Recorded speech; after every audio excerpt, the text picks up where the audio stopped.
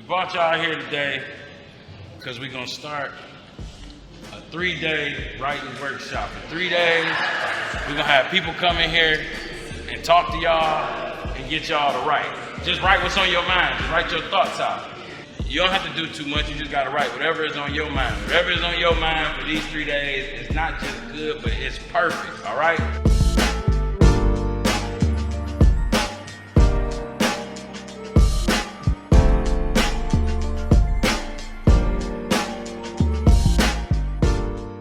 My name is Willie James Sims Jr., but everybody know me as Big Fella.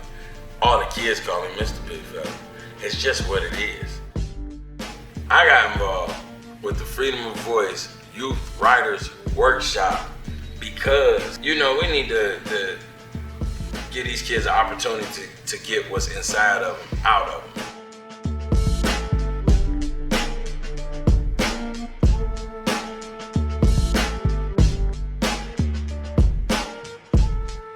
We went into a couple roadblocks. The party bus we wanted to have didn't come through, but at the ninth hour, 4 o'clock on the Friday, Premier Transportation came through. The Nashville Chamber of Commerce hooked us up with Premier Transportation, and Ken at Premier Transportation said, you know what? We'll move them kids around for all 4 days, free of charge, man. We love what y'all doing. And I mean, it was amazing. I thought they was coming in a 22-passenger shuttle. Y'all seen it? You seen it? They came in a tour bus, black on black, Juneteenth style. Somebody told me they seen the tour bus ride down Jefferson. I say, yeah, them kids, some black on black kids on that tour bus from community centers all over Nashville. We got 3 kids from 6 different community centers, and we brought them all together on the first day. They went over there to the library in the Civil Rights Room. They had a great discussion with Ms. Andrea Blackman and Tasneem Grace Tuaboga. That's what writers do. They give us information to make us think deeply, right? You guys are writers. So I want you to spend 120 seconds walking around with the thought, what is this room making me feel? After your 120 seconds, you're gonna come back, you're gonna have a little pencil and you see Post-it notes all around here, and you're gonna write that down. This room makes me feel, give me the big word, and then give me your explanation.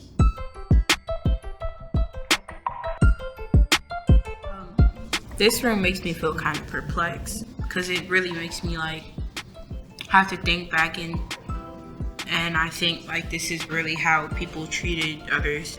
I feel educated due to the fact that I saw a book over there that stated the racial slurs that were used against us.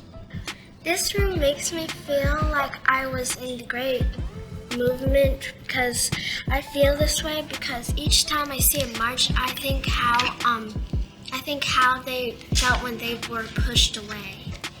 I feel like I'm there because all of these pictures look so real and like it's happening right now. A lot of the frustration, even the crime and problems that you see going on with our youth is really the fact that they're frustrated at what they see around them and they don't have a way to get it out. They have no outlets. It's all inside of them. So all the turmoil that's happening in the world, they taking it in, not even realizing they take it in, and now it's happening inside of them. So on your tables, you have 2 photos, and someone asked me, was it Christiana? Yes, Christiana asked me, who were the photojournalists who took all these images, pictures of all these images? You're now looking at some of those images. And to answer your question, no, they were not African-American photojournalists, not for these. So these photos are from the Banner collection. Notice Mr. Rady's question. The Nashville Banner was a newspaper. It closed in 1998. When that newspaper closed, they gave all of their photos and many of their articles to the library because we hold cool stuff, and that's why we have it. That's why we special collections, because we're special. They walked them kids through history. Okay. I have a photo that kind of looks like this. All these photos were taken in Nashville. Many of these people are still alive. Let's say I'm at a table and I have this photo, and I say, I'm going to focus on this little boy right here. I think his name is DeAndre. I think he's 10.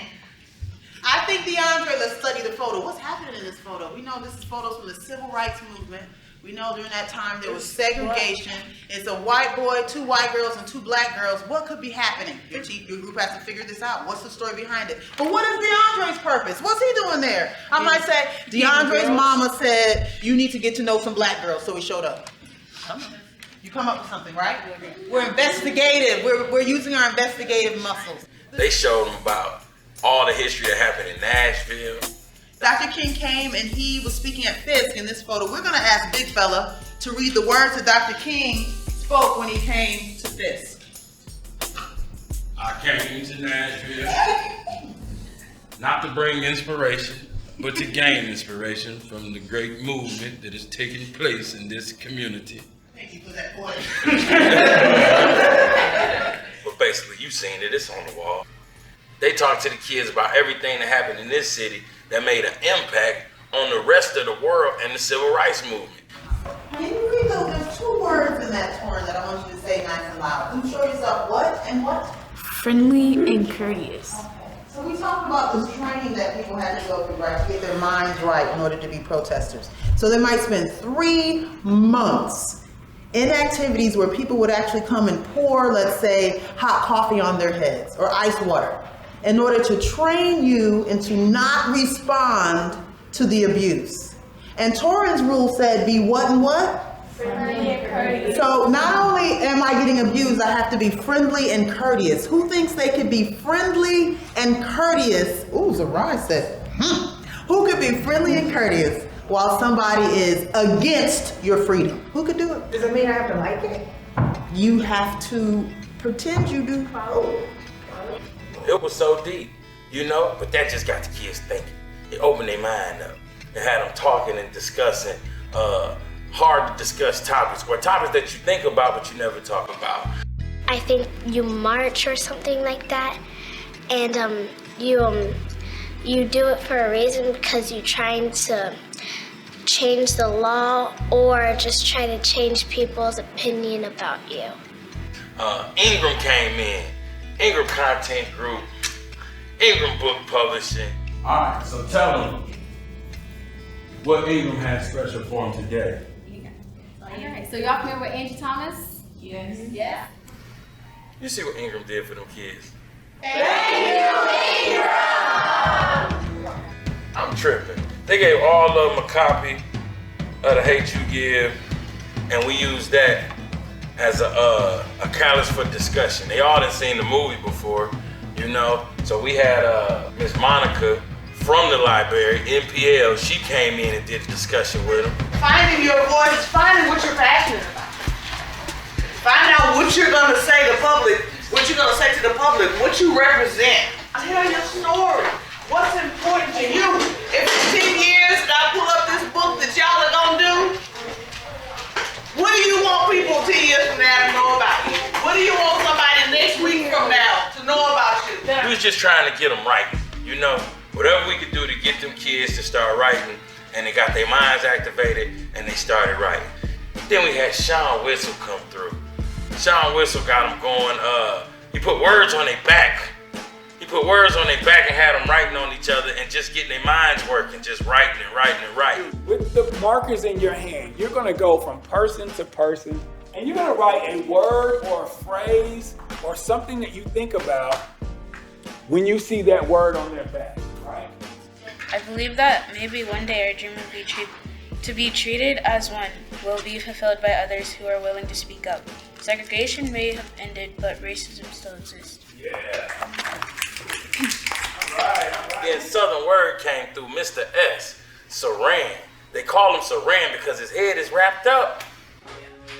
All right, so you're gonna start with a color, and then from taking that color, you're gonna think of the first thing that comes to mind, right? So when I say blue, I think of sky. From sky, I think of clouds. From clouds, I think of rain. From rain, I think of drop. So what you're gonna do is you're going to use what we call a hook or a refrain. So I'm gonna give you a couple options. You have where I'm from. You could say I'm from. I come from. If you're feeling artsy, you can say I am. Saran came through and taught the kids He got them right. Joe from the porch came through, got them right. Right now, we're gonna get a little outside of real life, outside of ourselves, and see if we can't take our heads to sort of a different space. And the rabbits had a lot of children. They survived very well. They really ate a lot of the grass. They enjoyed being in the sunlight, and they made more and more rabbits, and they traveled to new parts of the world. And there got to be a point where there was too many rabbits. They were eating all the grass, they were drinking all the water, they were spreading so much that they didn't leave room for the other animals. My teacher, who was an amazing moderator and helped put this whole thing together, my teacher Miles, she had words of inspiration for the kids, got them pumped up. And you want to make sure that you collect as much information as you can and tie it to your passion. And tie it to the things that you really love to do in your life and see how it can complement that thing. You know what I'm saying? Myself, I even did a workshop. All right, everybody got something to write with? Everybody got their notebook open? Halfway. Okay, so today, this is what we're gonna go through. At the end of everything, we're gonna ask the question. Read it out loud. So I say, you woke up this morning. Then what happened? Then what happened? Did you brush your teeth? And then what happened? I ain't had no business doing no workshop, but I did a workshop and it worked out. Writing a book is not as complicated as you think. They have no idea what's going on. You know, the process of putting a book together, sometimes you'll overthink things that you don't know, and you look at it and make it a bigger animal than it really is, you know? What they say, how do you eat an elephant? One bite at a time. How do you write a book? One story at a time, you know, one page at a time. So I figure with 20 kids writing one story, that's 20 stories, so now that's 20 pages. Add in pictures, then add another 10, 15 pages, just to show them the process of putting things together is not as complicated as we make it in our mind. I really didn't even want them to know that what was going to be the end result of this was going to be a book. I wanted them to just pop up and see a book and be like, wow, because you realize it don't have to be what you think it is in your mind. You remember it? Yeah, it was like the most memorable summer ever. I didn't even know we were making a book, and that's just awesome. All they're gonna do is remember this experience, and then when they see the book, they're gonna feel it like, oh my God, I wrote a book, I'm an author. And they're gonna think back to how it happened.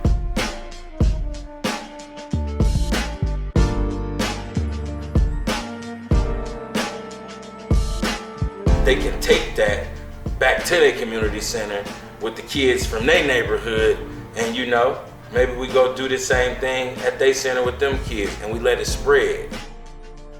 You gotta do it to did it, and they did it.